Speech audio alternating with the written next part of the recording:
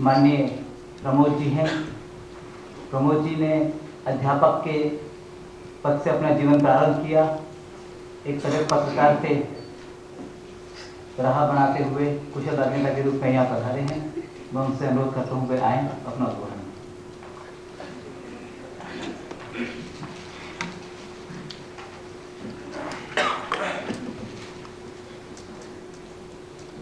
महाराष्ट्र में 1978 में एक राजनेता के रूप में जब मैं पहली बार रत्नागिरी में भाषण को गया तो उसका विज्ञापन जो दिया था उसमें लिखा था प्राध्यापक प्रमोद महाजन का भाषण। तो मैंने कार्यकर्ताओं से पूछा, मैंने किसी महाविद्यालय में कभी पढ़ाया नहीं, मैं एक पाठशाला में गलती से 2-3 साल पढ़ाता था, आपने प्राध्यापक क्यों लिखा?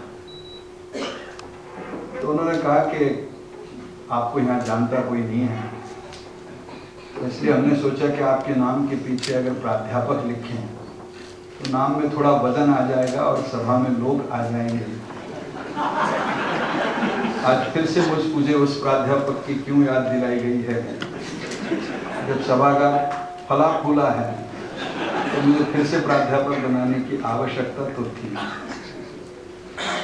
मंच को संबोधित करते समय मैं किसी भी नाम के साथ छेड़खानी कर सकता हूं क्योंकि मैं अंतिम वक्ता हूं, लेकिन मैं किसी के साथ छेड़खानी नहीं करूंगा क्योंकि प्रारंभ फिर बलवीर जी से करना पड़ेगा। फिर उनके नाम का छोटा नाम बीपी हो जाएगा। बीपी से आप ब्लड प्रेशर समझे तो मुझे ज्यादा आपत्ति नहीं है, लेकिन बीपी और एक प्रचलित नाम को कहा जाता है, उस कैसेट की याद किसी को ना आए तो ज्यादा अच्छा होगा, इसलिए मैं उनको बीपी कह नहीं सकता। अब उन्होंने मुझे नाम का पीएम बनाया, भाग्य देखिए उन्होंने गलती से मुझे नाम का पीएम बनाया तो सभा की अध्यक्षता उन्हें मिली।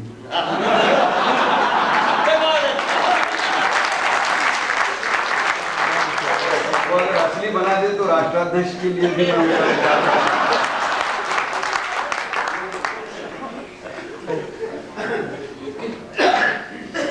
मैं जिंदगी में किसी लोकार्पण के कार्यक्रम में पहली बार आया हूं, और ये भी अजीब कार्यक्रम है कि पुस्तक अर्पण तो बलवीर और टीवीआर शनाय को है और लोकार्पण का काम हमको दिया गया।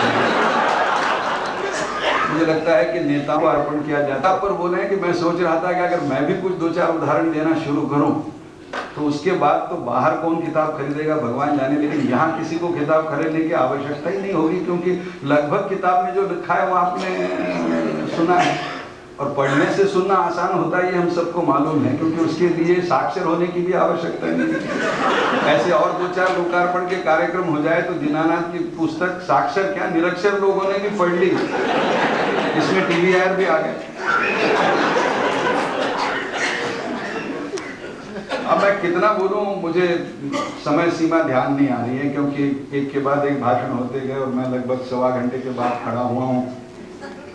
मुझे याद है जब मैं आपात स्थिति में कारावास में था तब मैं कहानी कहा करता था कि एक राजा के राज में 2 बागी थे और बड़े भाषण दे के लोगों को उस्काते थे, क्रांति करते थे। हमेशा राजा उसे पकड़ता था, जेल में रखता था, छोड़ता था, पकड़ता था, छोड़ता था, लेकिन वो मानते नहीं। फिर उसने तंग आकर ये कहा कि नहीं अब इनको तो फांसी देनी पड़ेगी, तो दोनों को फांसी की सजा सुनाई गई। तो अंतिम इच्छा के लिए पहले को पूछा गया कि भाई तेरी अंतिम इच्छा क्या है? तो उसने बोला कुछ नहीं, मेरी पहली अंतिम इच्छा यही है कि मैं एक भाषण देना चाहता हूँ, उसके बाद आप मुझे फांसी दे दो। उसने कहा ठीक है, तुम्हें भाषण की अनुमति मिलेगी। दूसरे को पूछा तेरी अंतिम इच्छा क्या है? उसने कहा मेरी अंतिम इच्छा इतनी है कि इसका भाषण शुरू होने के पहले मुझे फांसी दी जाए। मैं जानता हूं कि आप लगभग उसी अवस्था में पहुंच चुके हैं, इसलिए बहुत कम समय में मैं बोलूंगा और नेता होने के कारण दिया हुआ आश्वासन पूरा करे इसका मुझ पर कोई दायित्व तो आता नहीं। मैं जानता हूं कि इस पुस्तक की लोकार्पण का जो सम्मान मुझे दिया मैं उसके पात्र नहीं हूं। लेकिन मुझे लगता है कि दीनानाथ जी ने सोच समझ कर ही लोग आज चुने हैं। बलवीर जिन्होंने कहा पंजाबी होने के कारण एक से ज्यादा किताब में पढ़ता ही नहीं। दूसरा अर्पण किया उन्होंने टीवीआर शेणाय को, जिनको हिंदी आता ही नहीं। और लोकार्पण को मुझे ढूंढा, जो मराठी भाषिक है, जिसको हिंदी पूरी किताब केवल इनके लोकार्पण के कार्यक्रम के बारे में पहली बार जीवन में पढ़नी पड़ी, नहीं तो पूरी किताब पढ़ने की तो God of the small things और सुटेबल बाय को हम तो किसी को पढ़ते नहीं हैं। हमारा नाम ना हो तो हम कहीं नहीं पढ़ते हैं, और इस किताब में कहीं हमारा नाम नहीं है तो हम क्यों इस किताब को पढ़ें। और इसलिए मैं ये कहने वाला था कि मैं इस सम्मान के पात्र नहीं हूं, लेकिन फिर भी नहीं कह रहा हूं। एक तो लोग मुझे अहंकारी बोलते हैं, इसके कारण मैं इतना विनम्र हो जाऊं कि ये कहूं कि मैं सम्मान के पात्र नहीं हूं, तो लोगों को लगेगा कि ये असली प्रमोद आया है या कोई और आदमी उसके नाम पर यहाँ आया है। और दूसरी मेरी समस्या ये है कि मैं ये कहूं कि मैं सम्मान के पात्र नहीं हूं, तो आपको श्याम सुंदर जी की आकलन शक्ति पे तरस आएगा कि देखो ये आदमी सम्मान के पात्र नहीं था, इसको पकड़ के लाया और हमारे सामने भाषण को, इसलिए उन्होंने मुझे बुलाया है, और इसलिए कम से कम उनकी आकलन शक्ति ठीक थी। इसलिए मैं ये नहीं कहता कि मैं सम्मान के पात्र नहीं हूं। लेकिन मैं सोच रहा था कि चतुर्वेदी जी ने कहा कि अगली पंक्ति में, वो तो स्कूल में पिछली पंक्ति में बैठते थे, अच्छी बात है, कम से कम वो बैठते तो थे। हमने तो हमारी सारी पूरी शिक्षा अपने पैरों पे खड़े होकर ली, क्योंकि जब भी हम स्कूल में जाते थे मास्टर हमको खड़ा करता था, तो पूरी हमारी शिक्षा अपने पैरों पे खड़े होकर हमने, तो आपने कम से कम कहीं तो बैठ कर ली, हमने तो पूरे।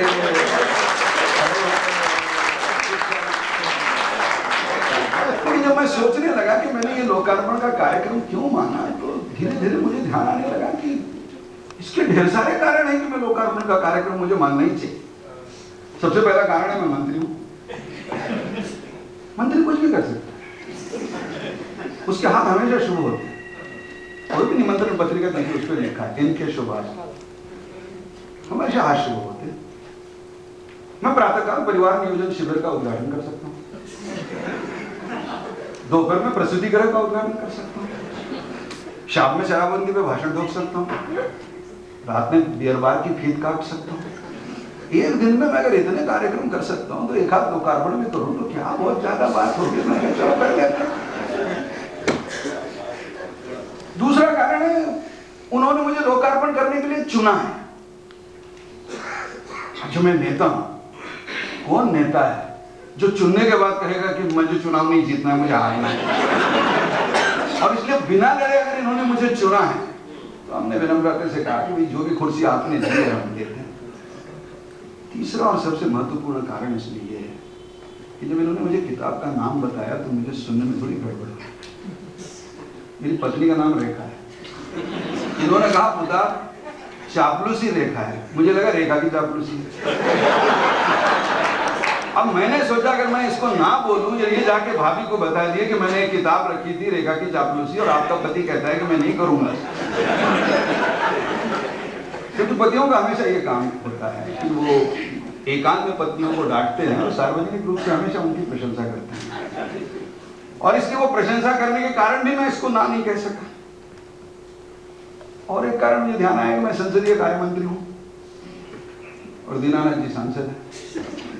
इनका वोट हमेशा हमको लगता है पापी वोट का सवाल है, इसलिए इनकी चापलूसी करने के लिए यहाँ आना तो मेरे लिए आवश्यक है।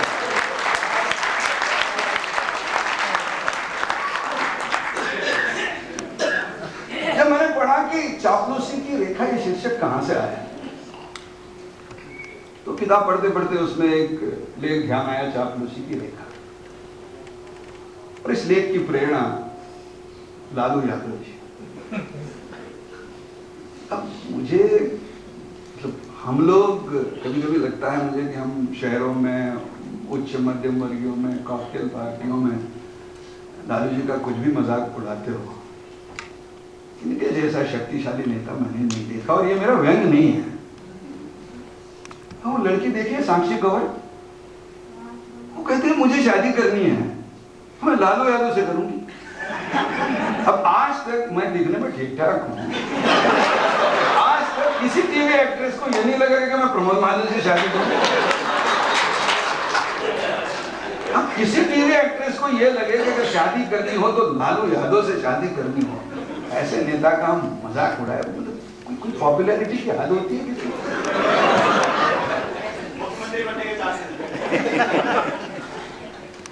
और इसलिए मुझे तो कभी कभी लगता है कि लालू यादव जी को सीधा सुप्रीम कोर्ट में, क्योंकि वो पहले नीचे के कोर्ट से बहुत तंग हो चुकी है, इसलिए सीधा सुप्रीम कोर्ट में ये कहना चाहिए कि मेरी सारी की रॉयल्टी मुझे मिलनी चाहिए। और एक बार वो अपने पर लिखे गए वैन की रॉयल्टी मांगे तो चारा वारा इधर उधर जाने की कोई जरूरत नहीं। इनकम ऐसा बढ़ता जाएगा कि जिसका कोई हिसाब नहीं। और इसलिए ये जो सारा चापलूसी की रेखा किताब ही आई वो लालू जी से आई। अब कभी कभी मैं सोचता हूं कि चापलूसी किसे अच्छी नहीं लगती। चापलूसी एक ऐसी चीज है जो करता है उसे भी अच्छी लगती है, क्योंकि उसे मालूम है कि इसका लाभ क्या है। बिना लाभ के कोई चापलूसी नहीं करता। बहुत बार हमने देखा, 4 साल पहले हमारी कोई चापलूसी नहीं करता था, 2004 के बाद पता नहीं करेगा नहीं करेगा। तो चापलूसी व्यक्ति की थोड़ी होती है, उसकी फोर्स की होती है। और इसलिए चापलूसी करने वाला जानबूझकर करता है क्योंकि वो लाभ चाहता है। और जिसकी चापलूसी होती है, हम क्यों उस पर इतना नाराज होते हैं? हर व्यक्ति ये चाहता है कि मेरी चापलूसी की जाए, जबकि वो जानता है कि ये झूठ बोल रहा है। लेकिन सच सुनने की हिम्मत दुनिया में किसकी होती है? बड़े बड़े लोगों की सच सुनने की हिम्मत नहीं होती। हम तो साधारण आदमी, भाई कोई लोग कहे प्रमोद तुम्हारे जैसा भाषण कोई करता ही नहीं, अरे अटल जी तेरे सामने क्या। अब मैं बोला ना बाबू, अब नाना मैं इसलिए नहीं बोल रहा हूँ, मैं सोच रहा हूँ कि मैं अटल जी से अच्छा करता हूँ, लेकिन मुझे लगता है मैं हाँ बोलूँ और अटल जी को पता लगे जो है वो कितना तो मुझे कोई अटल जी से भी अच्छा लगता बोले तो मुझे कोई उसमें आपत्ति नहीं है, मन से कोई आपत्ति नहीं है। लेकिन कभी कभी ऊपर के लिए मैं इसलिए बोलता हूँ, इसलिए चापलूसी। जैसे मुझे मालूम है कि जैसे इन्होंने लिखा है कि ज्योतिष शास्त्र पर भी एक उसमें लिखा, उससे मुझे अचानक याद आया कि भविष्य। अब मेरा एक दोस्त भविष्य सुनाता था और भीड़ उसके पास, कॉलेज में थे सब लड़कियां उसके पास, और उसका भविष्य का एक ही सेंटेंस होता था, सबके सामने नहीं कहता, वो देख के कहता था, अरे यार तू तो सबके लिए कोशिश करता है, किसी को भी जरूरत होती है तो तू उसके लिए दौड़ के चला जाता है, लेकिन जब तेरे पर कोई मुसीबत आती है तो कोई तेरी मदद करने नहीं आता। दुनिया में इसको ना कौन बोलेगा? नहीं हर आदमी बोलता है हाँ दूसरों को तो मदद करने में जाता ही हूँ, लेकिन जब मेरे पर मुसीबत आती है कोई मुझे मदद करने नहीं आता। अब ये सेंटेंस चापलूसी का किसी को भी लगा दो, इसको कोई नहीं। और इसलिए हम लोग चापलूसी पर कितना भी व्यंग करें, चापलूसी पर कितना भी करें, हमारी चापलूसी हो तो अच्छा लगता है। हम किसी काम से चापलूसी करें तब भी अच्छा लगता है। तो आप देखो ना, सारे मंत्री अपने कार्यक्रमों के फोटो छापते हैं, हर बार प्रधानमंत्री का फोटो होता है। अब बहुत बार प्रधानमंत्री को मालूम भी नहीं होता है कि ये कार्यक्रम क्या है, किसने किया, लेकिन ना छापो तो ना छापो, और प्रधानमंत्री को किसी ने बता दिया कि ये आपको श्रेय दे ही नहीं रहा, सारा श्रेय आपका। अब इसलिए ये जरूरी नहीं है कि किसी एक ही दल में चापलूसी होती है, चापलूसी सभी दलों में होती है। चापलूसी हमारा राष्ट्र धर्म है, और इसलिए ये राष्ट्र धर्म होने के कारण उस पर एक किताब लिखे, इसमें कोई गलत बात नहीं मानता, मनुष्य स्वभाव मानता। अब जहां तक पापी पेट के लिए, उसका सारा इशारा ही नेताओं के ऊपर, हाँ पापी वोट के लिए, पेट और वोट एक ही हो गया, वोट है तो पेट है। अब मैं जानता हूं कि नेता वोट के लिए कुछ भी करता है। मुझे याद है 1984 में पहली बार मैंने लोकसभा का चुनाव लड़ा था, इंदिरा जी की हत्या हुई थी, लोगों की आंखों में पानी था, वो और किसी को देख ही नहीं रहे थे, और हम चुनाव लड़ रहे थे। मुझे याद है वो पहला चुनाव मेरा लोकसभा का था, मैंने कोई भी मतलब पहला चुनाव ही था मेरी जिंदगी का। और जब मैं घूमने जाता था रास्ते से, ज्यादा लोग नहीं, 3-4 लोग साथ होते थे, सबको नमस्कार नमस्कार हाथ करता था। कुछ लोग हाथ करते थे, कुछ लोग हाथ नहीं करते थे, कुछ नमस्कार करते थे, हम करते जा रहे थे। थोड़ी देर के बाद मुझे लगा कि मेरे में और एक पागल आदमी है। कुछ ज्यादा फर्क नहीं, वो भी ऐसे ऐसे कर रहे हैं, वो भी ऐसे ऐसे कर रहे हैं। मुझे लगा कहीं शाम में मेरे पत्नी को फोन ना कर दे कि सुबह तक तो प्रमोद जी अच्छे थे, आज दिन भर क्यों ऐसे ऐसे कर रहे हैं। और इसलिए ये सच है कि नेता वोट के लिए कुछ भी करता है, लेकिन मित्रों पापी वोट के लिए क्या सिर्फ नेता ही कुछ करता है? आप में से कौन है जो पापी पे वोट के लिए कुछ भी नहीं करता है?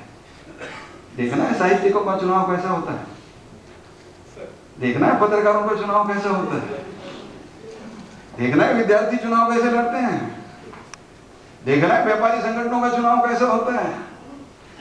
यहाँ जहां चुनाव होता है वहां पापी वोट का सवाल आता है। बेचारा नेता है जो सबका पाप लेके चला है, बाकी इस पाप में तो सारे भागीदार हैं।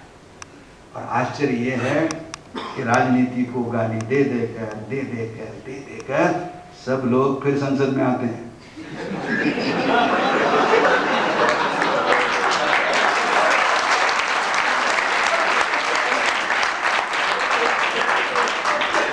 अरे भाई दोनों से नहीं कह रहा हूं, केवल ये दोनों नहीं है। लता जी से पूछिए, शत्रुघ्न सिन्हा से पूछिए, विनोद खन्ना से पूछिए, दिलीप कुमार से पूछिए, के बिरला से पूछिए, रमानाथ गोयनका से पूछिए, कि जीवन के सब क्षेत्र के लोग हैं। कभी कभी मुझे लगता है कि इनको पैसे की जरूरत नहीं, नाम की जरूरत नहीं है, इनको दुनिया जानती है, इनका पैसा है, लेकिन कुछ है जो राजनेता में वो किसी और शख्सियत में नहीं मिलता है। इसलिए जीवन के हर क्षेत्र में सारी सफलता प्राप्त करने के बाद भी मरने के पहले एक बार राजनेता बनना ही है। ये जो आकर्षण है राजनेता का, मुझे लगता है शायद किसी और फिर भी हम राजनेता को गाली देते हैं। मुझे लगता है गाली इसलिए देते हैं कि जब तक नहीं होता है तब तक गाली देते रहते हैं, मिलने के बाद तो सवाल आता ही नहीं है। अब फिर मैं लोकार्पण की जिम्मेदारी आई तो पढ़ता गया, फिर 2 भूमिकाएं, 71 चापलूसी की रेखाएं, 74 पापी पेट, पढ़ता गया। अब मुझे लगा कि मैं भी डॉक्टर प्रमोद महाजन हो सकता हूं अगर इस पर कोई प्रबंध मान ले कि 2 किताबों कर लेना। चापलूसी हम क्यों नहीं कर सकते? आपका एक लेख है हिंदी वर्ष क्यों, 14 सितंबर को हिंदी दिवस होता है। बालकवि जी माफ करें, 14 सितंबर को हिंदी दिवस क्यों होता है मुझे आज तक पता नहीं। जब ये किताब पढ़ी तब पता चला, वो दीनानाथ जी का जन्मदिन है। अब इससे ज्यादा चापलूसी और कोई कर सकता है? ये क्या लिखेंगे? इससे ज्यादा चापलूसी कौन करेगा? मैं करके दिखाता हूँ आपको चापलूसी क्या होता है। अब इन्होंने कहा कि बुद्धिजीवी की जुबान, तो बुद्धिजीवी कौन होता है? जो 2, 3, 4 श्रोताओं में भाषण करने की हिम्मत करता है। मेरा तो पहला कार्यक्रम था, मुझे मालूम नहीं हाल भरा है, फिर भी मैं हिम्मत करके कार्यक्रम में इसीलिए आया कि कार्यक्रम से जाऊंगा, भाषण को कोई न हो, कम से कम बुद्धिजीवियों में अपना नाम तो लिखा जाएगा कि ये लीडर होके भी बुद्धिजीवी है, 3-4 लोगों में भाषण दे सकता है। वो मृत्यु के बाद का आप कह रहे थे, तलाक के बाद जापान का, 33 तो नहीं, कुछ 7-8% उसमें लिखा है, क्योंकि गलत आंकड़े में दे नहीं सकता। 8.09 कुछ लिखा है। अच्छा याद रहे भाई, हिंदुस्तानियों में ये परंपरा नहीं है, नहीं तो 100% पत्नियां ये कहेगी। इसलिए जापानियों से अपनी तुलना करने का, और वो मध्य और निम्न वर्ग का जब मैं सुना रहा था तो बलवीर जी कहते आपने वो पढ़ा? अभी बच्चे थोड़े, अगर आप कहें तो मैं सुना दूं। वो जो मध्यम वर्ग का लेख है उसमें एक जगह दीनानाथ जी लिखते हैं, एक मालिक बड़ा पढ़ा लिखा था, परेशान था और सोच रहा था कि सेक्स आनंद है या परिश्रम है। 8 दिन सोचता रहा कि सेक्स आनंद है या परिश्रम है, समझ में नहीं आया। फिर आते उसने अपने नौकर को पूछा सेक्स आनंद है या परिश्रम है? उसने कहा आनंद है। उसने कहा मुझे 8 दिन सोचना पड़ा, तो 1 मिनट में बोल रहा आनंद है, कैसे? कारण क्या है? बोले परिश्रम होता तो आप औरों से नहीं करवाते।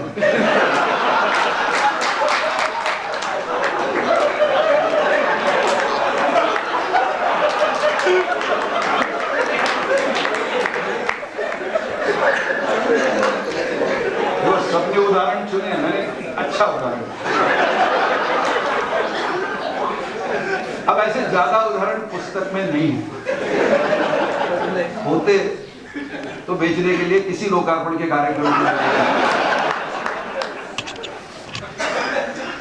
अब मुझे एक अच्छा लेख लगा और मुझे लगा ये तो फिर मेरे साथ जुड़ गया।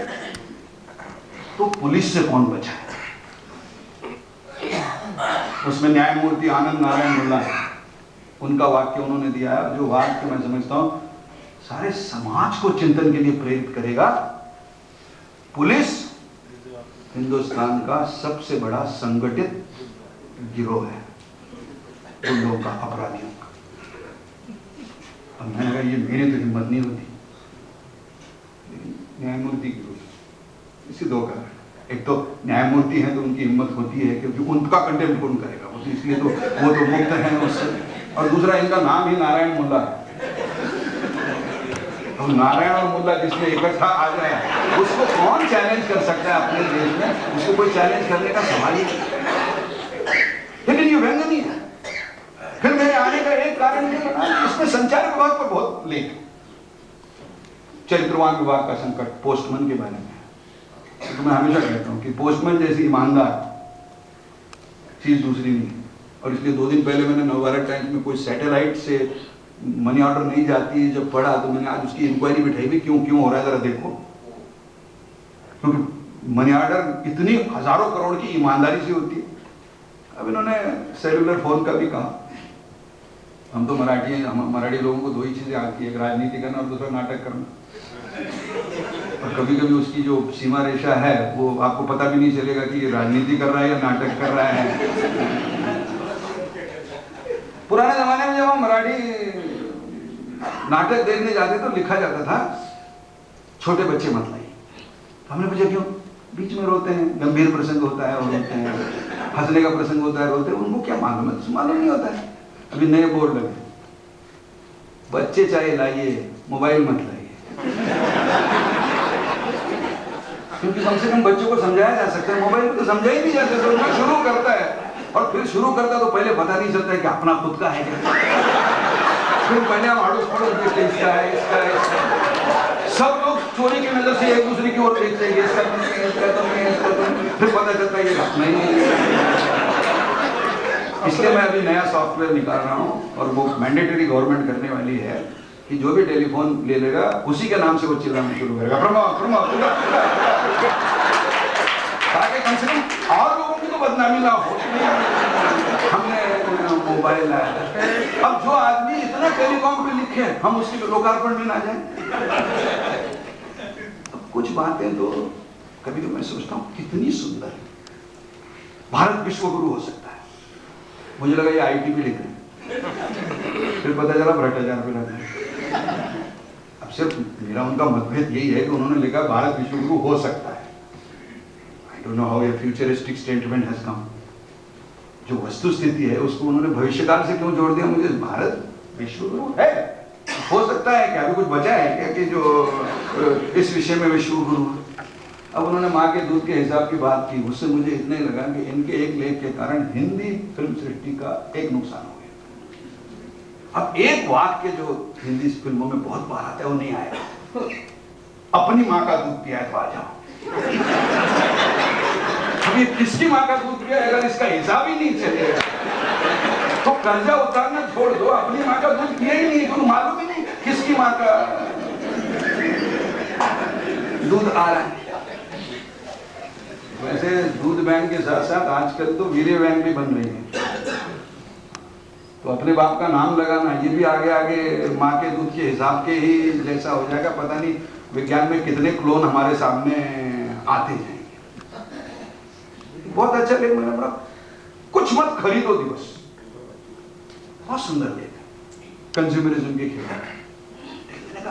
इसकी पतियां पत्नियों में तो बांटो कि एक दिन तो छुट्टी मिले कि कुछ खरीदो मत, दिन आज तो कुछ मत मांगो। बहुत सुंदर एक लेख है, शहर बतियाते हैं। चंडीगढ़ से लेके लखनऊ तक वो हर शहर का एक अपना प्राण होता है, आत्मा। चंडीगढ़ में कोई आत्मा नहीं है। पता नहीं आपने चंडीगढ़ का नाम कैसे ले लिया, केवल धाबे से जुड़ा होगा। मैं चंडीगढ़ में गया, हिंदुस्तान का सबसे बड़ा शहर है, लेकिन कृत्रिम शहरों में आत्मा नहीं आती। आत्मा आने के लिए शहर अपने आप बढ़ना, पड़ता है। इसलिए नई दिल्ली से आत्मा नहीं होती, पुरानी दिल्ली में आती है, क्योंकि वो खुद का होता है। नई दिल्ली में तो सरकार रहती है, पुरानी दिल्ली में जनता रहती है। आत्मा वही होती है जहाँ जनता रहती है। इधर तो केवल सरकार के सिवा तो और कोई, सरकार और 5 स्टार और तो कोई इधर रहता ही नहीं। लेकिन शहर बच गया। सुना, मेरे एक मित्र ने एक लेख लिखा था, मुझे उसकी याद आ गई। वो कहता था, मुंबई में मैंने उसको पूछा, तुम लोकल में उतरते कैसे हो किसी भी स्टेशन पे?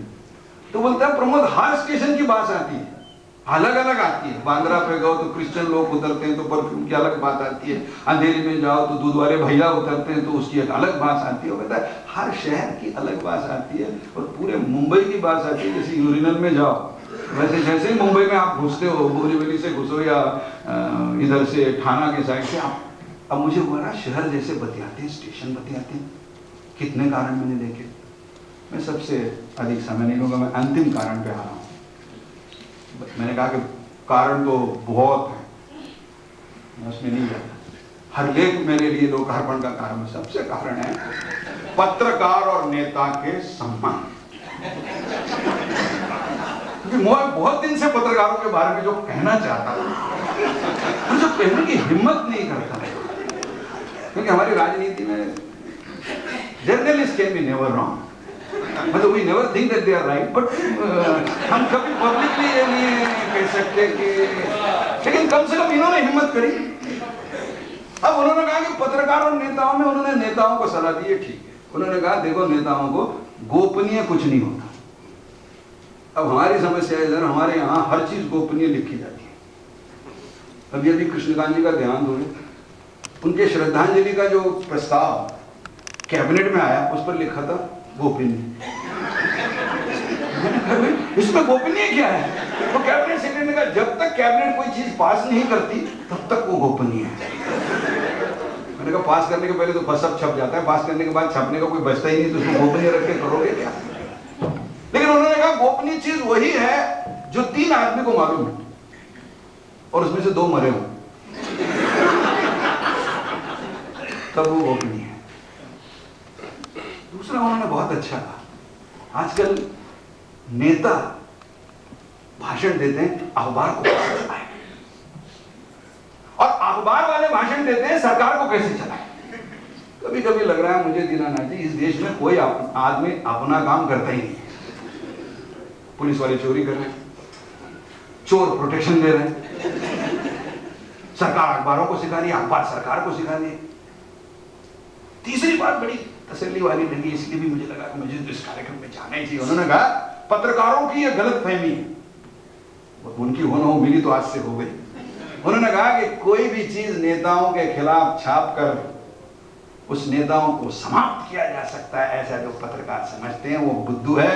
ऐसा कुछ नहीं होता। दूसरे दिन लोग दूसरी चर्चा में चली जाते हैं। सुनकर मुझे अच्छा लगा। आजकल रोज सुबह अखबार उठाते समय मैं हमेशा डरता था कि क्या नहीं छापा, क्या नहीं छापा।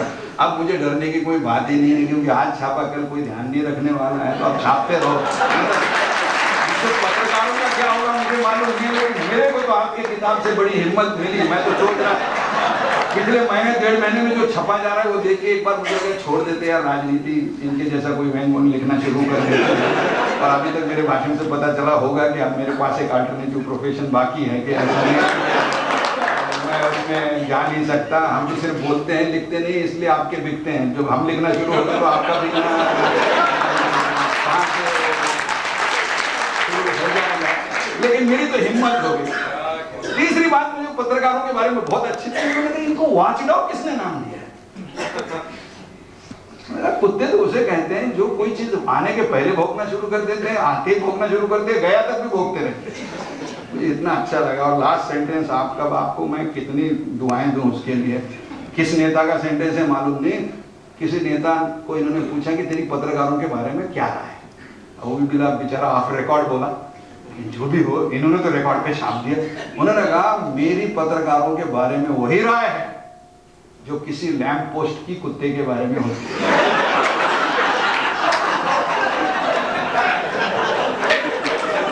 अब इतने पिटे हुए नेता रहते हैं पत्रकारों से, ऐसा लेख पढ़ने के बाद मतलब यू मेड माय डे। मैंने कहा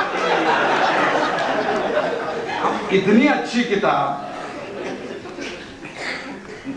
तो आपको पता चला ही होगा कि दीनानाथ जी की पुस्तक केवल मंच पर बैठे लोगों ने पढ़ी नहीं है या प्रूफ रीडर ने नहीं पढ़ी है, मैंने भी पढ़ी है। और वैसे सिंघवी जी चले गए ये कह के कि आपकी उत्पादन क्षमता सांसद सदस्य होने से कम हुई है। आपकी क्या है? तो जो भी संसद सदस्य बन जाता है उसकी ग्रहण क्षमता बढ़ती जाती है। उत्पादन क्षमता तो बढ़ती ही जाएगी, क्योंकि ग्रहण और उत्पादन ये एक दूसरे से व्यत्यास में चलते हैं। इसलिए जब आप राजनेता बनते हो तो आपकी ग्रहण शक्ति बढ़ती रहती है, और जब आपकी ग्रहण शक्ति बढ़ती है तो उत्पादन घटना स्वाभाविक है। अब सिंघवी जी को क्यों दुख हुआ मालूम नहीं, दीनानाथ जी की क्या, सिंघवी जी की भी उत्पादन क्षमता घट गई है। तो इसलिए उत्पादन क्षमता घटना मैं आज ये नहीं मानता, लेकिन ये सारा पढ़कर इतना आनंद आया। मैं कल से आज बोलना इसलिए पढ़ रहा था, मैंने कहा ना, वो कहते ना, या तो दीवाना हंसे या तेरा वाकिफ। मैंने कहा तीसरी बात, या तो दीवाना हंसे या तेरा वाकिफ या दीनानाथ का पाठक। वरना दुनिया में हंसने के लिए रखा गया है, हंसने के लिए। अब वो तेरा वाकिफ क्यों हंसे मुझे आज तक समझ में नहीं आया। अगर मैं किसी लड़की को बोलूं या तो दीवाना हंसे या जो तुझे जानता है, तो ये वाकिफ का क्या मतलब निकालेंगे, तो साहित्यिक ही उसका अर्थ निकाल सकते हैं।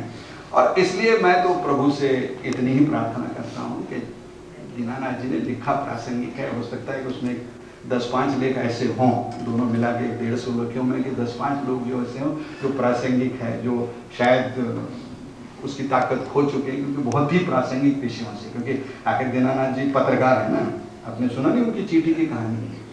ये मेरी कंप्लेंट है पत्रकारों के बारे में। उन्होंने कहा है 12 बच्चे मरे और सिंगल कॉलम, तो बच्चे मरे इसमें कोई उनको इंटरेस्ट नहीं है, सिंगल कॉलम कैसे आया, 8 कॉलम बैनर लाइन होता है।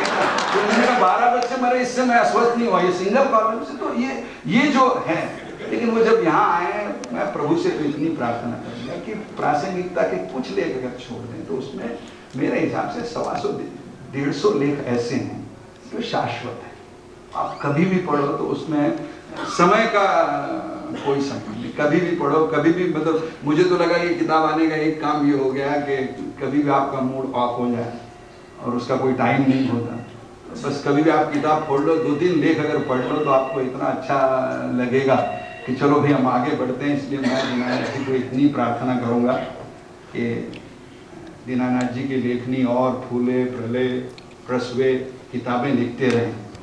लेकिन मेरी एक प्रार्थना है कि इसका अर्थ ये नहीं है कि मैंने भाषण दिया तो अगला लोकार्पण भी मेरे से ही करवाएं, क्योंकि मेरी समस्या है कि मैं मराठी भाषिक हूँ और मेरे सेक्रेटरी ने कहा है, क्योंकि मेरा सेक्रेटरी बलवीर और टी.आर. शेनाय का बीच का है, उसने कहा फिर अगली बार आप लोकार्पण के लिए किताब लाओगे, उसका ट्रांसलेशन करके आपका भाषण बना के देना इतनी मुश्किल बात है। तो इसलिए उन्होंने कहा कि मैं आपको भाषण बना के नहीं दूंगा। मैं इसलिए कह रहा हूँ कि भाषण में कुछ गलतियाँ रही होगी तो उसका दोष सेक्रेटरी का है, नहीं तो आप मेरे मारोगे।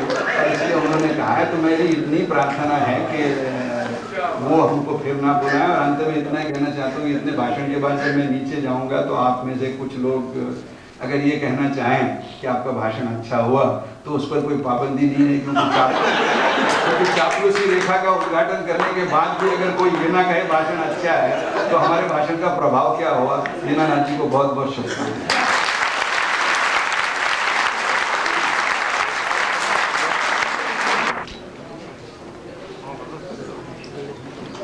बलवीर जी, गोपाल जी और अक्षता तथा उपस्थित सभी व्यंग्य रसिक, व्यंग्य प्रेमी सज्जन,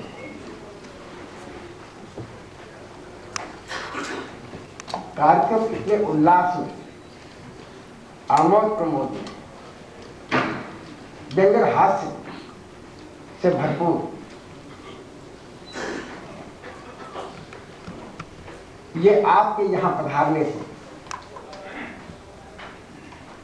और अपना अमूल्य समय देने से सफल हुआ।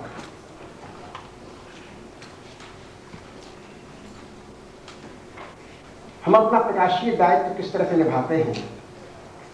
एक सज्जन मेरे पास आए, उन्होंने कहा कि आप तो प्रतिबद्ध थे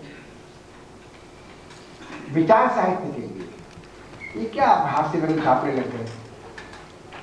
और उन्होंने बहुत कुछ मुझे उपदेश दे दिया और चेताया कि भविष्य में आप वही काम करें जो समाज के लिए ज़्यादा हित करो। हास्यमंद तो सभी लोग चाहते हैं। मैंने दोनों पुस्तकें उनको दे दी और कहा कि कृपा करके 2 रोज बाद जरूर आए। और 2 रोज बाद जब आए तो पहले जो अंगारे बरसा रहे थे, बाद में फूल बरसाने लगे। उन्होंने कहा जो संस्कार ये पुस्तकें देती हैं वो उपदेशात्मक पुस्तकें नहीं दे सकती।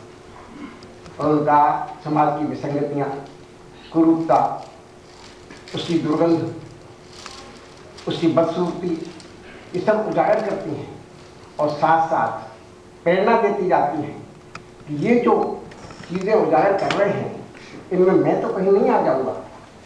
इसलिए उसको सुधारती हैं, संस्कार देती हैं और जो विचार साहित्य का उद्देश्य पूरा करती हैं। मैं बहुत आभारी हूँ। सिंघवी जी को भी मैं इसमें स्मरण कर रहा हूँ। वो अस्वस्थ भी रहते हैं और समय का बड़ा अभाव है, ज़्यादा देर बैठने की उनको मनाही है। फिर भी उन्होंने यहाँ पर पधारकर पूरा समय देकर हमें उपकृत किया। मंचासीन विद्वानों और उपस्थित सज्जनों, इनमें अनेक ऐसे हैं जो अपने अपने क्षेत्र के मूर्धन्य और शिखर पुरुष हैं। मैं सबको धन्यवाद देता हूँ कि आपने यहाँ आकर हमारा प्रोत्साहन, हमारा उत्साहवर्धन किया और आगे कार्यक्रम करने के लिए, आगे अच्छी पुस्तकें प्रकाशित करने के लिए हमें बल दिया। धन्यवाद। नमस्कार। कार्यक्रम यहाँ समाप्त होता है। आपसे अनुरोध है कृपया जलपान के लिए हमारे साथ।